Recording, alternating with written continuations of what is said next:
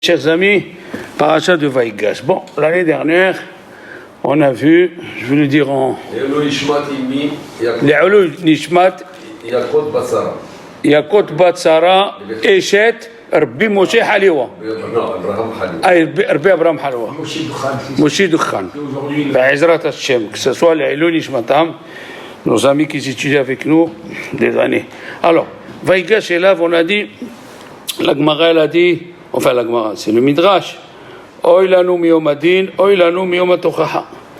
Malheur le jour du jugement, malheur le jour où on nous fait un reproche.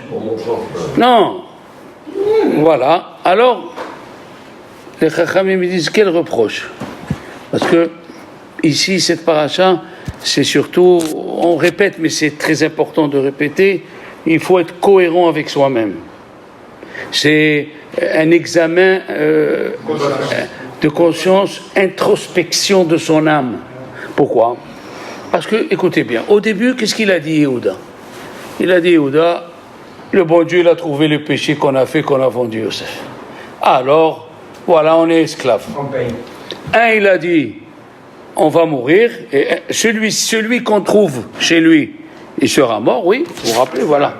Hein? L'esclave. Oui, Abel.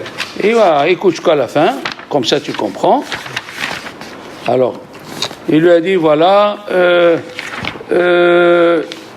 celui, oui, Vayomer Avinu, amène-nous à manger, et tout ça. Qu'est-ce qu'il lui a dit à la fin? Qu'est-ce qu'on va dire? Man edaber ou man izadak?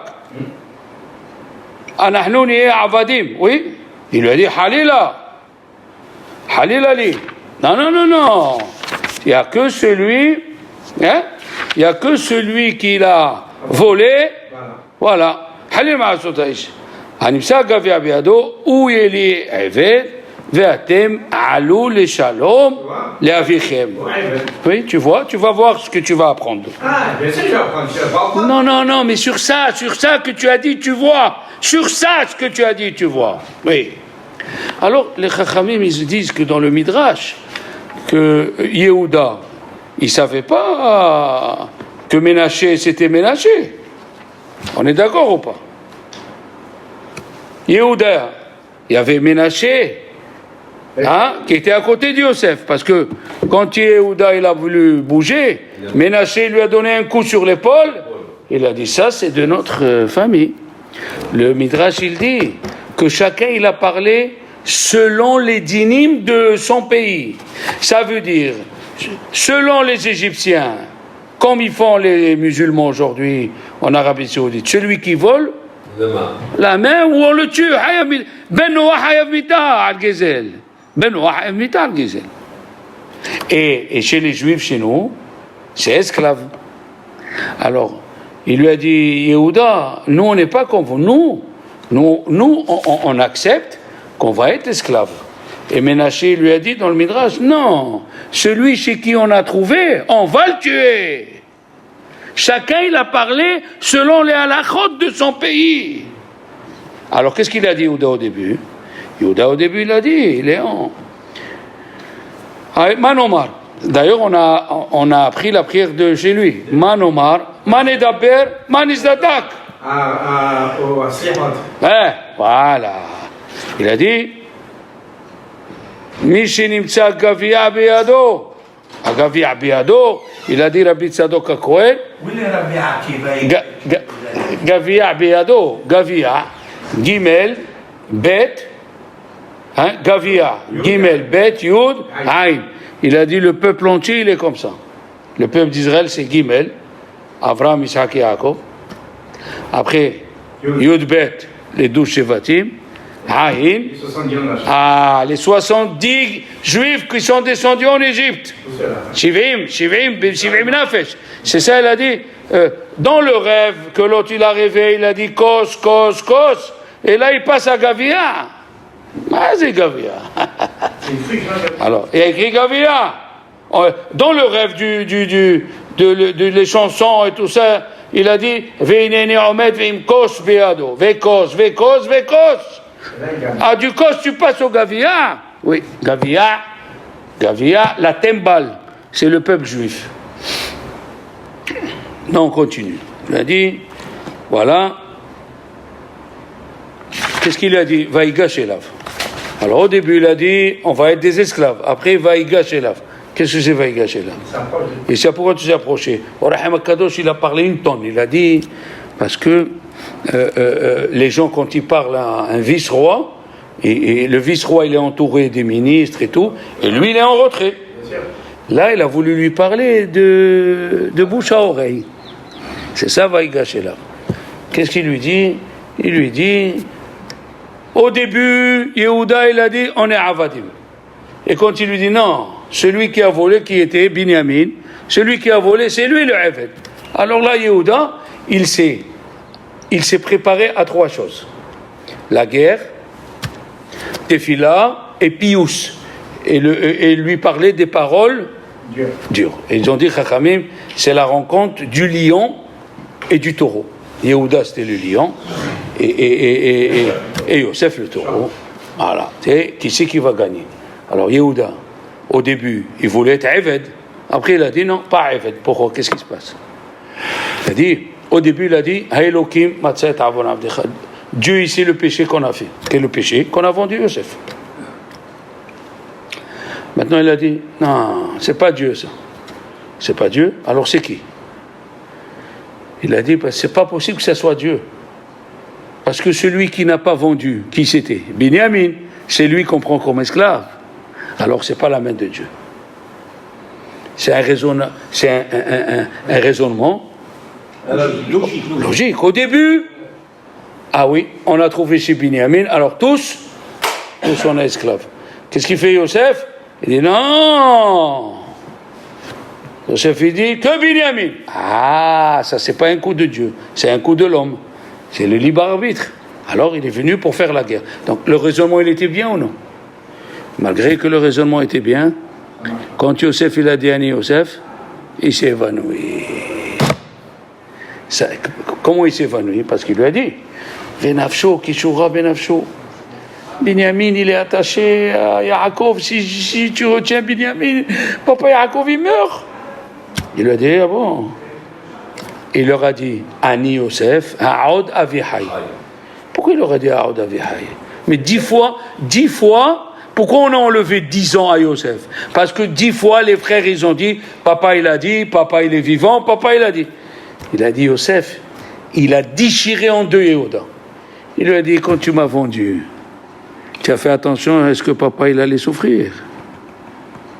Là tu es en train de me dire que tu ne peux pas laisser Binyamin, sinon papa il va mourir. Et moi, Ani Yosef, quand tu m'as vendu à Odavihai, tu as pensé est-ce que papa il va rester vivant? Boum! On voit d'ici que tu peux avoir tous les raisonnements qui sont fondés.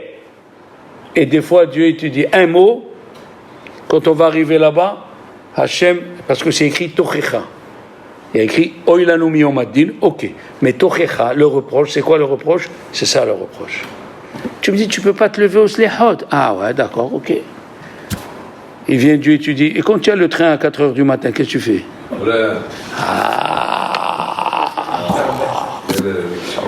Ça s'appelle, dans la psychologie juive, Hargashat Asetira. Ça veut dire tu vis en contradiction, tu n'es pas concordant avec ce que tu étudies. Ça ne concorde pas avec ce que tu étudies. Prenons David Amelech. David Amelech, il a pris Bathsheba. Elle était divorcée.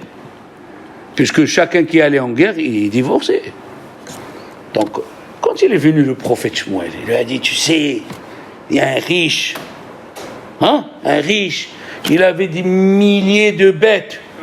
Et à côté de lui, il y avait un pauvre avec une petite agneau, une brebis, qui lui donnait le lait, la laine. Et il a reçu un invité. Qu'est-ce qu'il a fait? Il a pris la brebis du pauvre et il l'a égorgé.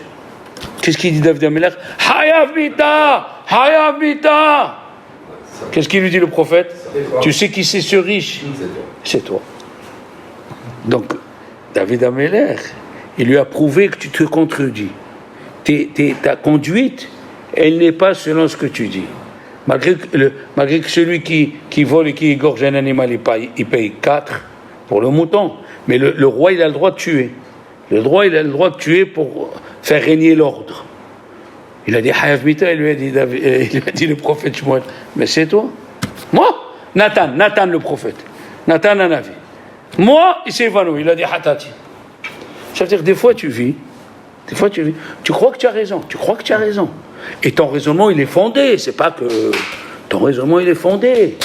Et on te montre que tu n'es pas concordant avec ce que tu étudies. Tu n'es pas concordant. Le troisième, Shaoul Amelech. Shaoul, il a laissé vivants les animaux dans la guerre de Amalek. Et Dieu, il est venu prophète Shmuel, il lui a dit, mais Dieu, il a dit, il faut tout tuer. Faut tout. Il a dit non. Il a fait un pile-poule. Shaoul Amelech. Le Maharil dit qu'il a mis le pile-poule, tu ne peux pas t'imaginer. Il a dit le Maharil, le Maharil dit qu'il a dit, il a fait un pile-poule comme ça. Il a dit, Aigla Aroufa. Quelle est la halakha? Celui qu'on l'a jugé, il est sorti d'Eretz Israël, oui, et il est revenu. On l'a jugé au dehors d'Israël. Hayav Mita, on l'a jugé au dehors d'Israël. Il est venu en Israël. Chachamim dit, il faut reprendre le jugement. Peut-être en Israël, on va lui trouver un mérite qu'au dehors d'Israël, ils n'ont pas trouvé. Amalek, il était au dehors d'Israël. Alors il a dit, Shaoul Amelech, il a fait un pile-poule. Si quelqu'un qu'on ne sait pas si on l'a tué, on ne sait pas qui c'est, on amène la Aigla Aroufa pour tous ces Amalekim qui sont morts. Hein?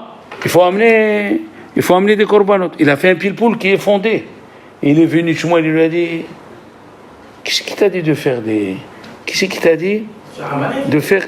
Oui, dans Amalek, il a laissé les animaux. Et il a laissé le roi Agag une nuit. Et Agag, il a prié toute la nuit. Le bon Dieu l'a écouté. Il lui a donné une servante le soir. Elle a dormi avec lui. Et il est revenu le Zéra de Amalek. La force de la prière. Même un Raja, Dieu l'écoute. On a parlé plusieurs fois. Mais qu'est-ce qu'on voit d'ici? Le raisonnement, il est fondé. Et quand il vient le prophète, tout raisonnement fait par toi-même, apprend, il est subjectif. Il n'est pas objectif. Pour faire teshuva, il faut aller voir un rave. Pour faire un shidour, il faut aller voir un rave. Parce que toi, tu es jamais objectif, tu es subjectif. Ton raisonnement, il est déjà soudoyé par toi-même. Et s'il est soudoyé, est-ce qu'un juge qui est soudoyé, il peut juger? Donc on a eu Yehuda, on a eu David, on a eu Shaoul, qui on a eu? Moshe Rabbeinu. Yababar, bi Moshe Rabbeinu. Quoi Moshe Rabbeinu? Moshe Rabbeinu, il a eu un enfant. Qu'est-ce qu'il lui a dit Dieu? Chaque minute que tu retardes, il y a un juif qui meurt en Égypte. Qu'est-ce qu'il a fait? Il a dit, je ne peux pas faire la Mila maintenant. Si je fais la Mila, il y a des juifs qui meurent. Si je fais la Mila, le petit va être en danger. Il est arrivé dans un endroit, il a commencé à chercher un hôtel. Tu cherches un hôtel, il lui a envoyé le serpent pour le tuer, à Moshe Rabbeinu. Pourquoi? Quel était ton raisonnement? Tu veux sauver les juifs. Tu sauves les juifs, maintenant tu es en train de choisir, donne-moi Booking, la Tripastiche d'or, ou je ne sais pas comment ça s'appelle dans Internet. Là. Hein? Il cherche Booking.com, quel hôtel on va prendre, 2 étoiles, 3 étoiles. Il lui a dit, ah là tu as le temps. C'est-à-dire, tu n'es pas concordant avec ce que tu fais. Il faut être concordant, c'est ça. Il y a beaucoup de preuves. Il y a un rave qui s'appelle Mor Ukva, il était Dayan. La halakha, elle est, si la femme elle est en deuil, est-ce que l'homme il est en deuil? Non, qu'est-ce qu'il a fait? Il s'est mis en deuil avec sa femme. Il est venu à un rave, il lui a dit, ah, tu t'es mis en deuil avec ta femme pour manger le gâteau des endeuillés. Tu sais de qui on parle? De Mor Ukva. Il était Dayan. Ça veut dire, ils l'ont soupçonné qu'il y a un gâteau qu'on fait qu'au moment où on est endeuillé. Il lui a dit, tu t'es mis en deuil pour manger le gâteau des endeuillés. Donc il faut essayer de faire attention soi-même. Il y a beaucoup des preuves dans la Torah qu'il ne faut pas se contredire. Hein? Pour faire le kiddush, tu prends un verre en verre, et quand tu reçois un goy à la maison, avec sa femme, tu sors le service en cristal. Et voilà. Hein? Maintenant, Yaakov Avinu, il nous a donné aussi une leçon. Il a dit, avant de rencontrer Yosef, il a dit à Yehuda, prenez un peu, me'at sori, me'at des vaches. Dis-moi, tu veux sauver un enfant qui est en prison, tu envoies me'at. On voit beaucoup. Même c'est la famille, quoi. On voit beaucoup. Écoute encore une fois, Léon. Tu veux sauver un fils qui est en prison, tu en vois un petit peu. Il a dit, les Admourim, les Hasidim, ils ont dit, Yaakov Avinu leur a donné une leçon terrible. Il leur a dit, on doit faire, dans la vie, on doit faire ishtadlut, il faut faire des efforts par rapport à l'homme. Mais on fait un peu. Mais il ne faut pas oublier, d'abord, Dieu c'est le principal. Qu'est-ce que je veux dire, on va lui donner beaucoup? C'est pas une question qu'on n'a pas. C'est une question, d'abord, on a confiance à Hachem. Ça, on l'a développé l'année dernière, mais ça vaut le coup de le répéter pour être concordant avec soi-même, tu comprends? Tu peux pas dire à quelqu'un observe Shabbat et toi tu le profanes, comme ça il dit Rabbeinu Yonah dans le livre de Sha'arei Teshuvah. Il faut être concordant avec toi-même. Maintenant, on n'est pas loin de Hanouka, on est d'accord? Léon, on n'est pas loin de Hanouka. Lundi, on a lu Zot Hanoukat.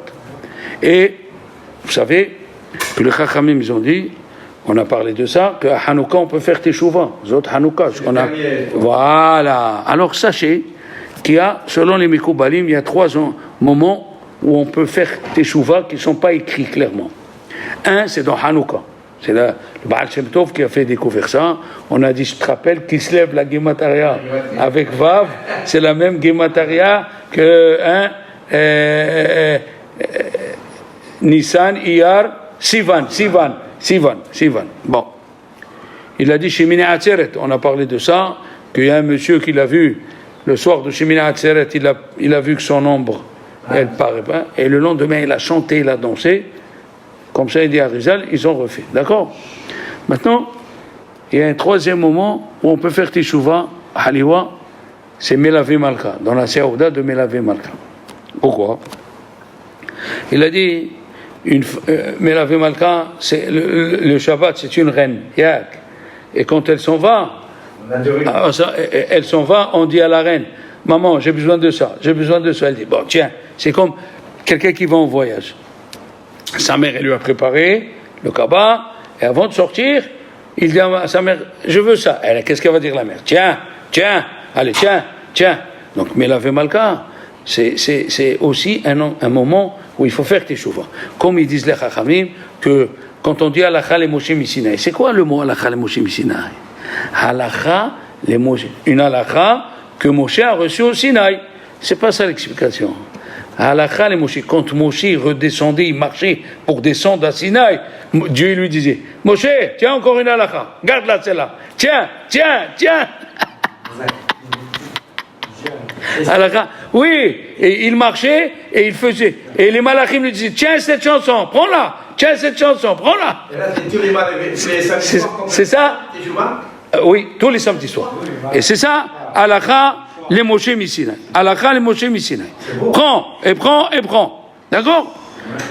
Alors regarde comme c'est joli. Regarde Léon, comment on apprend des choses fantasmagoriques. Gmar Hatima Tova, oui. Gemataria Chodesh Tevet. Gmar Hativa Tova, ça veut dire à Hanouka, on peut faire Teshuvah. Shemonat Yemei Hanouka Elu,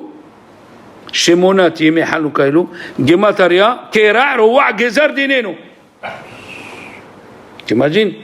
Hanouka qu'on a préparé, qu'on a prié, voilà. Leadlik Ner Hanouka, Gemataria, Mehila Sliha Vechapara. C'est fantasmagorique. Qu'est-ce qu'il a dit, Yehuda? Yehuda, il a dit, Velo yuchal ha'na'ar la'azov et aviv, ve'azav et aviv vamet. Yuchal ha'na'ar la'azov et aviv. Il lui a dit, Yehuda, selon le sens littéral, Binyamin, il ne peut pas rester son Yaakov. S'il reste son Yaakov, il meurt. Hein? Velo yuchal ha'na'ar. Azov et Aviv. Alors, sachez que Yehuda ici, Velo Yuchal Na'ar l'Azov et Aviv, il parle de Dieu et de Israël. Na'ar, c'est les Juifs. Premier passouk, c'est écrit dans la Hakeda, Al tishlach yadecha, et la chanson que tu aimes, Eliaou, Haliwa. Et quel âge il avait, Yitzhak? Il lui dit Na'ar. Deuxième chose, quand Batia il a vu Moshe en train de pleurer, oui, quel âge il avait? 3 mois. 6 mois. 3 mois. Il est né à la fin du... Et qu'est-ce qu'il a écrit? Vehinne na'ar boché. Na'ar boché. Vehinne na'ar boché. Tout petit. Vehinne na'ar boché. Tu me dis na'ar... Vehinne na'ar boché. Comment tu dis Vehinne na'ar boché alors qu'il avait que 3 mois? C'est quoi cette histoire? Vehinne na'ar boché. Regarde, l'autre il a 37 ans, il s'appelle Na'ar. Moshe Rabbeinu, il a 3 mois. Hein? Après, qu'est-ce qu'il y a écrit? Il y a écrit Ki Na'ar Israël va oaveu. Dieu il a dit par la bouche du prophète, j'aime le peuple d'Israël parce qu'il est toujours jeune. Il est jeune. Hein? Comme ça c'est écrit. Mamash. Ki Na'ar Israël va oaveu. Et pourquoi il a écrit pourquoi un jeune il s'appelle Na'ar? Et oui, les enfants. Les enfants qui vous aimez, vous, la profondeur. Vous aimez la profondeur, oui. Dieu, il a parlé à Ishaq, il avait 37 ans. Il a parlé à Moshe, il avait 3 mois. Il a parlé aux Juifs, ils étaient des vieux, il les appelle Na'ar. Na'ar, ça vient du mot mitor, les Na'er. Vous savez que ça veut dire les Na'er? Hein? Secoué. Un petit, il est tout le temps. Un juif, il doit être tout le temps en mouvement. Nun, er. Les 50 degrés, tu les auras que si tu es réveillé. Na'ar. Nun, er. Eh oui. Tu as compris? Na'ar. Tout le temps, tu dois être. Ah, voilà. Comment on appelle la bougie en hébreu? La bougie en hébreu. Ner. Il vient du mot bouger. Hein? Faut pas rester inactif comme ça. Il a dit Rabbi Simcha Zissel, qu'est-ce qu'on apprend d'un bébé? 3 choses. Je me rappelle, j'avais 17 ans quand j'ai écouté cette chose-là de mon Rav. Rabbi Yosef Mordechai Siboni, il a dit, on apprend 3 choses d'un petit. La première, tu regardes un petit, il sourit. Il sourit automatique. Nous, on aime Sinfin. On nous regarde comme, s'il nous regarde, on fait la tête comme qui dirait, qu'est-ce que tu veux de moi? Souris, qu'est-ce qu'il y a? La deuxième chose, jamais tu verras un petit assis comme ça. S'il est petit, il est assis, il est malade. Un petit, ça court, ça bouge. Ça allait. Épaule, cire. Troisième chose, un petit, tu le vois, il se dispute avec son copain. 1 minute après, dans les 4-5 ans, le même copain, il s'amuse avec lui. Na'ar Israël. Maintenant, qu'est-ce qu'on a dit? Gemataria, Hanouka. 8 fois le mot Hanouka, Gemataria Teshuva. Regardez tous ces Gematariot qui viennent dans le mot Hanouka, c'est pas n'importe quoi ça. Ça veut dire que c'est des occasions qu'il ne faut pas rater. Hein? Pourquoi il n'y a pas de Havdalah à Hanouka? Hachamim ont dit, pour que ça continue. Continue à vivre avec Hanouka. Continue à vivre. Rabbim biyad me'atim, n'aie pas peur, même si tu vois beaucoup, n'aie pas peur. Rabbim biyad me'atim, n'aie pas peur. Eh oui, halachim. Giburim biyad halachim. Alors qu'est-ce qu'il a dit? Il a dit, Yehuda, velo yuchal na'ar, toi, le yuchal na'ar la'azov et aviv. Tu ne peux pas rester sans prier Dieu. Ah? Maintenant, il a dit, qu'est-ce qu'il a dit, Yaakov? Shuvu, shivru lanu, me'at ochel. Ah? Amenez-nous un peu de pain. Shuvu, shivru lanu me'at ochel. amenez-nous un peu de pain. Chouvu, ça veut dire chouvu bitchouva. Retournez à faire la teshuva. L'anneau, c'est quoi la gémataria de l'anneau, monsieur Lamed? 86. 86, gémataria Elohim. Si tu vois que tu as un peu de pain, tu as me'at ochel, parce que tu as l'anneau, tu as la midat ad-din à la maison. Chouvu, si tu fais tchouva, chouvu, chivrou l'anneau me'at ochel, tu casses chivrou. Ça vient du mot casser aussi. Ah, 86, casse-le. 43. Hein? 43. Hazak, avec le kollel. 44. Combien on allume de bougies à Hanouka? Aïwa! Mamash. Il a dit, si tu veux vaincre les Evanim, qu'est-ce qu'ils voulaient? Écoutez bien les enfants. Quelqu'un, comme ça, ils disent les Mikoubalim. Là, le manger, le ta'anouk dans le manger, avec le Zohar et la Kabbalah ne va pas ensemble. Ouais. Qu'est-ce qu'il a dit Yaakov Avinu? Beged lilbosh, velehem lechol. Ça va pas ensemble. La Gemara dans Shabbat, Kouf Mem Zayin, elle raconte sur Bil'azar ben Pedat. Tu sais que c'est Bil'azar ben Pedat? Bil'azar ben Arach, excuse-moi. Que Rabbi Yochanan il a dit sur lui dans Pirkei Avot, si on met tous les Hachamim dans une balance, Bil'azar ben Arach dans une autre, il est plus fort que tout le monde. Eh bien lui, la Gemara elle raconte, il a trouvé une ville où il y avait les eaux thermales. Elle était au bord de l'eau, et les gens, ils s'étalaient sur les chaises longues, jusqu'à qu'il a oublié la Torah. Bil'azar ben Arach, il a oublié la Torah. Comment? Attends. Et la Gemara elle dit, Asara Shevatim, les 10 Shevatim ont été perdus parce qu'ils avaient les Ta'anogim. Écoute bien. Alors, ce que je vais dire là, attention, c'est Rabbi Shimshon Miestropoli. Il a dit, Rabbi Azar ben Arach, il est venu lire dans le Sefer Torah, HaHodesh Hazelachem. C'était la paracha debout. HaHodesh Hazelachem. Qu'est-ce qu'il a lu? HaHeresh Haya Libam. HaHeresh Haya Libam. Alors, avant de continuer, celui qui mange du non kasher, qu'est-ce qui se passe? Il n'y a pas écrit Venit Tamtem, c'est écrit Venit Metem, et ils ont dit Chachamim, Tikre Venit Metem, et là Venit Tamtem. Celui qui mange du non kasher, son cœur il se bouche, tu peux faire le moussard toute la journée. C'est quoi les orgies des Grecs et des Romains? Ils se mettaient, ils mangeaient, c'est ce qu'ils voulaient que les Juifs y font. Ils mangent, ils boivent. Quand tu manges et tu bois, ça y est, c'est ça ce qu'ils ont voulu faire les Grecs. Maintenant, revenons, Rabbi Shimshon Miestropoli. Pourquoi il s'est trompé dans ce passage? Alors, au lieu de dire HaHodesh Hazeh Lachem, il a lu HaHeresh Haya Libam. Quel mot il a changé? Resh Yudbet. Resh Yudbet, c'est une clipa. C'est la clipa de l'oubli. Resh Yudbet, Riv. La clipa de l'oubli, c'est celle qui fait oublier la Torah. Quand il est sorti, j'ai besoin des comptes. Quand il est sorti à Esav de son ventre, c'est écrit Kullo ke Adderet She'ar. C'est combien Adderet? Adderet? Oui. 1, 4, 5, 205, 205. 605.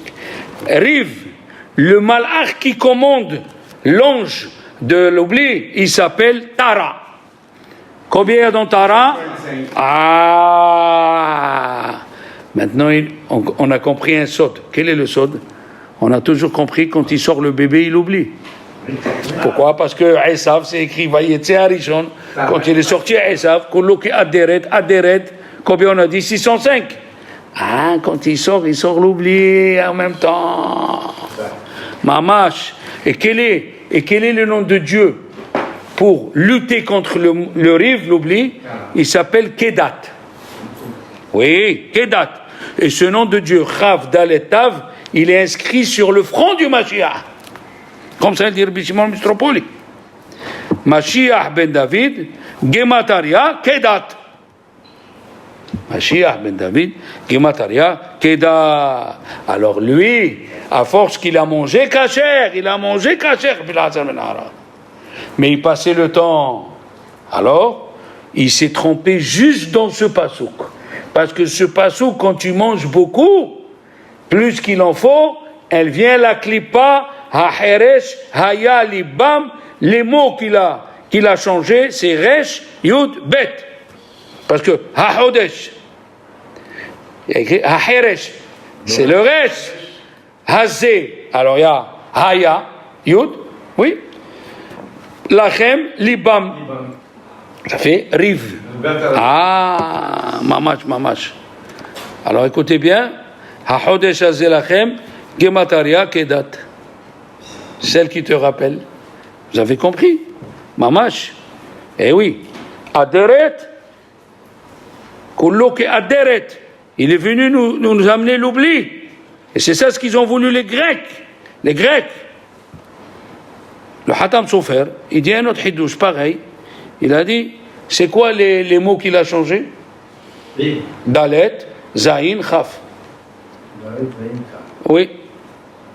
Dalet, Zayin, Chaf, Begemataria, El. 31. El, c'est le nom qui est Mevatel la Klipa. Ah, contre la Shikha, Mamash. Il a changé Davka sur ça. Davka. Ils ont dit les Chachamim, quand Yosef il a rencontré Binyamin, voyez, Al-Tsavaré Binyamin, c'est écrit Tsavaré.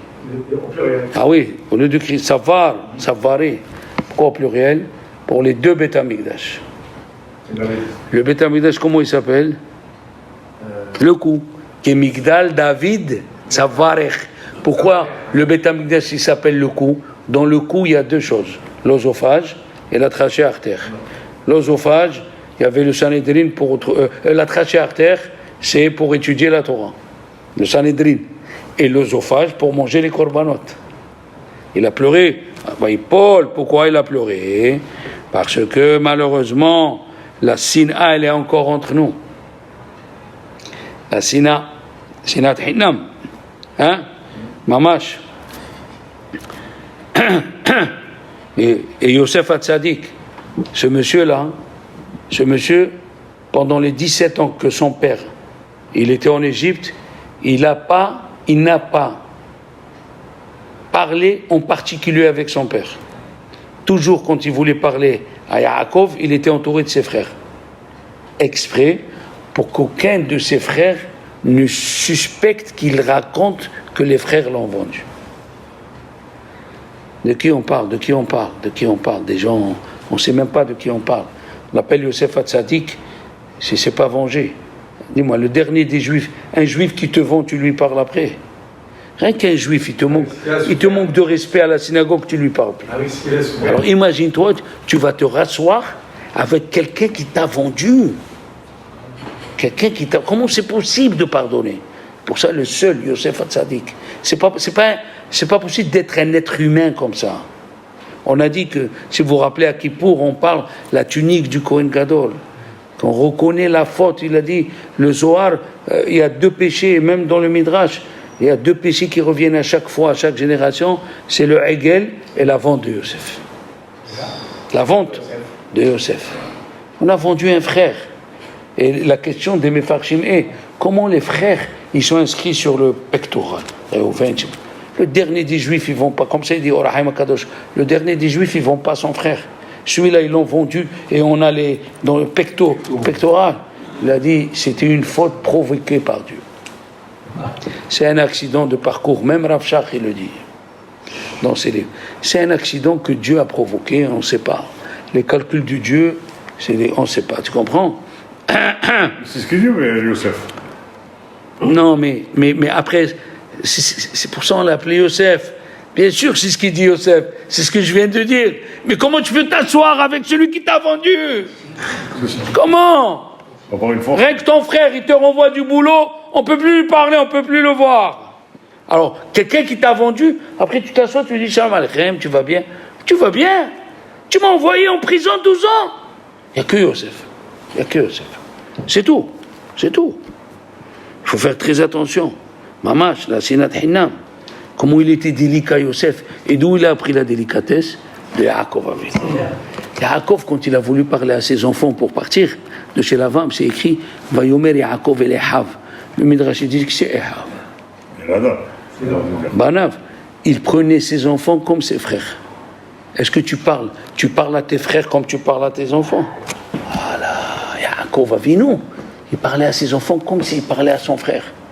Après, la Gemara, elle dit, si quelqu'un il habite au dehors d'Israël, et il veut monter en Israël, et la femme elle veut pas, il lui enlève la Ktouba, il lui paie rien. Elle est obligée de le suivre en Israël. Maintenant, les Ayrahel, il est en train de leur dire, vous savez, votre père, il m'a roulé 100 fois. Qu'est-ce qu'il a parlé? Il prend sa femme. Chaque fois, Yaakov, il employait la diplomatie. Diplomatie. Il s'est énervé, Yaakov. Il s'est énervé. Qu'est-ce qu'il a dit?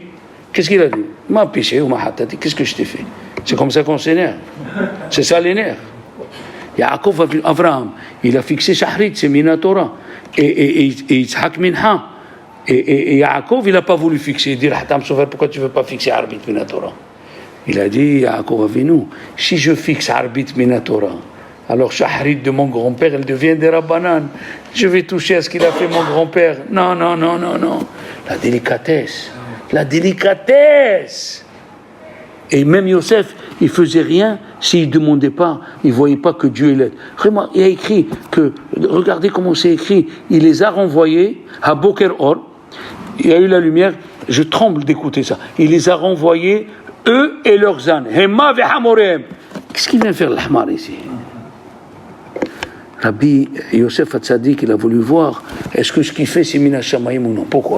Il y a un grand Rav qui s'appelle dans la Gemara, Rabbi aussi de Miniukrat. Il avait des animaux qui servaient de taxi. Tu mettais la farine, ils avaient une bourse, tu mettais 3 pièces. L'animal, il écoute 3 pièces, il marche avec toi jusqu'à ta maison et il revient. Si tu mets 2 pièces, il ne bouge pas. Si tu mets 4 pièces, il ne bouge pas. Alors si l'âne, si les ânes de Rabbi aussi ben Yukrat, oui, ils avaient l'âge pas de Rabbi aussi ben Yukrat, les ânes. Yosef Hatzadik, il a voulu voir, est-ce que ce qu'il fait, c'est bien ou non? Qu'est-ce qu'il a fait? Il a pris l'argent et il l'a mis dans les ânes des Shevatim. Il a voulu voir s'ils vont démarrer. S'ils ne démarrent pas, c'est que Dieu lui dit, arrête d'embêter des frères. Malgré qu'ils étaient tzadikim, mais ils ont payé, les ânes ont... Alors il a dit, ça c'est de Dieu, il faut continuer à leur faire des chouvas. C'est profond, Rabotai, c'est profond. Les Chachamim ils disent, il leur a dit, Atem Meragelim, vous êtes des Eywa. Il lui a dit maintenant, on n'a plus le temps. Bon, on continuera après, vraiment, il y a de quoi parler si Dieu veut.